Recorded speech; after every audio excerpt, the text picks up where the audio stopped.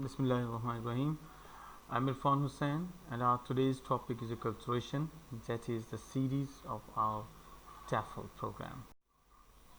It's all about learning a second language. Learning a second language, a multifaceted phenomenon which is affected by numerous factors ranging from internal to social and cultural factors, and consequently, many studies have highlighted the significant impact of culture on learning a second language. When it comes to English language, two major perspectives have been adopted. One, English as a lingua franca. English as a lingua franca. The second is a postmodern approach to English, which views it in hybrid and fluid terms. According to DeCosta, lingua franca favors the interaction between different cultures through language, as we have Urdu as a lingua franca, and all the speakers of 73 languages of Pakistan, they all speak, understand Urdu language, and Urdu language is a kind of a chain among the different cultures. The other view is a postmodern approach that acknowledges the existence of world English. Schumann proposed the acculturation or pigeonization model, and he proposes it as a context sensitive model which emphasizes identification with the L2 community as a primary requirement of SLA. SLA stands for second language acquisition. Schumann argues that second language acquisition is just one aspect of acculturation along with many others. It means that it is not only the second language acquisition that calls for acculturation, but there are many other factors, and second language acquisition is one of those vital factors. Acculturation, according to Schumann, the social and psychological integration of the learner with the target language group. So again, it is the interaction between the learner and the community of the language that is the target language. Schumann further states that any learner can be placed along a continuum ranging from social psychological distance to social psychological proximity with the speakers of the target language. Schumann's acculturation hypothesis therefore focuses on two main variables that account for differences in the way language learners approach and acquire language. What are these factors? These are social variables and psychological variables. Social variables.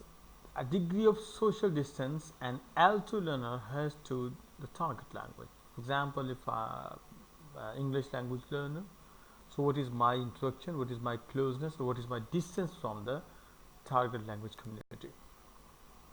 The second one is psychological variable concerned with one's individual, that is one's individual response to the conditions one finds oneself in one's language learning.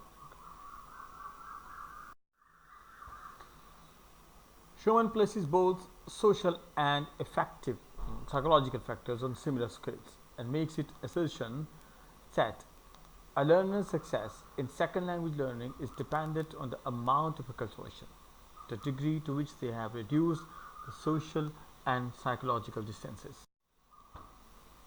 Both Brown and Yoshida reinforce Schumann's idea that there is a significant and positive relationship between the depth of the social distance between the two cultures and the difficulty in learning the L2 for the learner.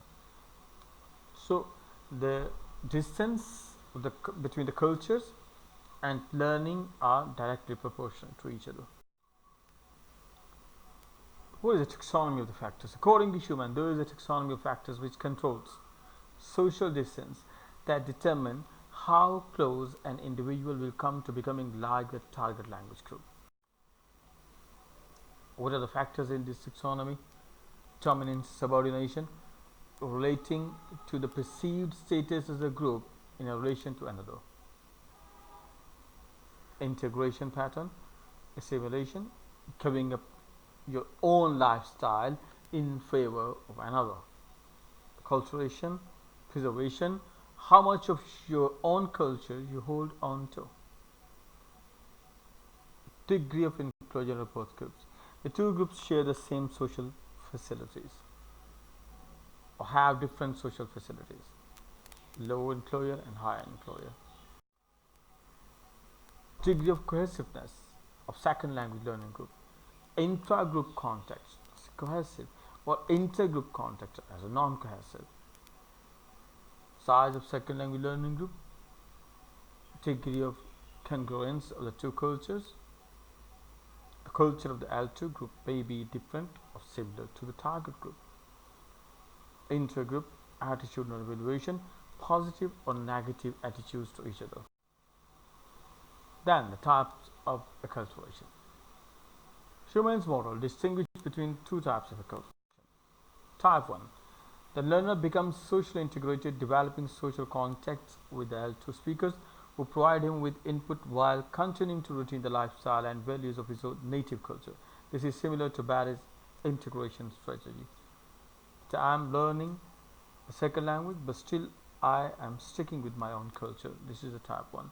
But in type 2, the learner develops social context in the target language and also moves forward, adopting the lifestyle and values of the target language group. We have this class in our English medium culture that not only the language but the culture of the target community is also adopted. This corresponds to Barry's assimilation strategy, where your own culture is removed. Process of acculturation. Brown postulates that the process of acculturation in a natural language to environment consists of 4 stages. Euphoria, the learner gets excited over the newness of the surroundings. This is the first impression. Then there may be some culture shock. Emerges as individuals feel the intrusion of more and more cultural differences into their own images of self and security. Culture set and gradual recovery. The third step. Some problems of acculturation are solved while others continue for some time. The learner starts to understand the differences in thinking. The learner's problem resolved around a question of identity. He does not perceive himself as belonging to any culture. Full recovery, adaptation, assimilation, or acceptance of the new culture, a new identity is developed. Motivation is always important. Barry furthered the idea of motivation within a social context with the model of acculturation attitude, including the following factors: integration, assimilation, separation, marginalization. Psychosocial motivation is important, and this idea given by Colin discusses the different kinds of motivation, and as a third category to garners traditional psychological variables that of psychosocial motivation. And now the limitations of the acculturation model. Although some studies favored the validity of the acculturation model, like those stated above, Schumann's theory received limited empirical support and faced strong criticism.